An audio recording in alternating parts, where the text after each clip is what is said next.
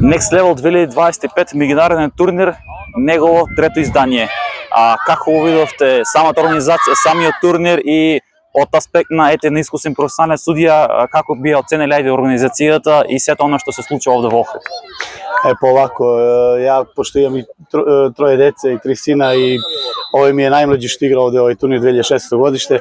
Могу да кажам сам био стварно на многим турнирима, како домаќим, така и на меѓународни сцени. Верујте ми да болја организација од овог турнира нисам видел. Пре свега ми се свиѓа што е све тачно и концизно и прецизно, тачно минут се почиње, зна се кад се завршава, тачно се зна која екипе када наступи на ком терену, што е стварно феноменално. А мени као со ове професионалне стране што се највише допада и свиѓа, то се ове судије кои суде овде, по цел дан су ту, а суде стварно поштено и стварно искрено што нисмо доживели нигде као овде. Стварно свака час за Охрид и за Северна Македонија. Ова значи дека следна година повторно ќе ве видиме овде? Обавезно, надам се. Сега кажете ми, колку овие турнири дават на квалитет кај фудбалерите? Со оглед на фактот дека се меѓународни, доаѓаат екипи од цел Балкан.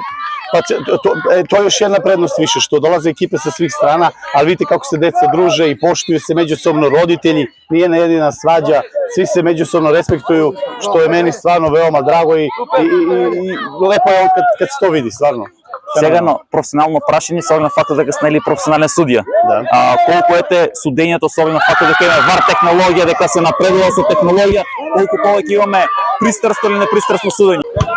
Овако, пошто сам играм во околности, Далибор Ѓурѓевиќ, мој велики пријател, иначе био со мном у тиму, Милорад Мажиќ, кога сме судили финал Лига шампиона 2018 година, он е задржан испред ФИФЕ да врши обуку судија у вашем фудбалском савезу, Савез за Северна Македонија, и тренутно се сад налази у Фудбалском савезу и врши ту обуку и могу да кажам слободно да nije могол бољи човек да доđe да врши ту обуку од njega. Sa druge strane, ta VAR tehnologija samo po sebi je veoma bitna za fudbal.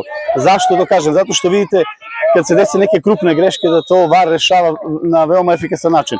I to ljudi treba i da shvate da kada se VAR tehnologija koristi, oni se koristi samo kad je VAR siguran da je greška sudije 100%. Znači, kada padne gol iz ofsajda, kada se dosudi kazneni udarac koji nije ili obrnuto, kada se isključi pogrešan igrač. Znači, to su sve neke stvari koje utiču na percepciju fudbala i na sam kvalitet fudbala.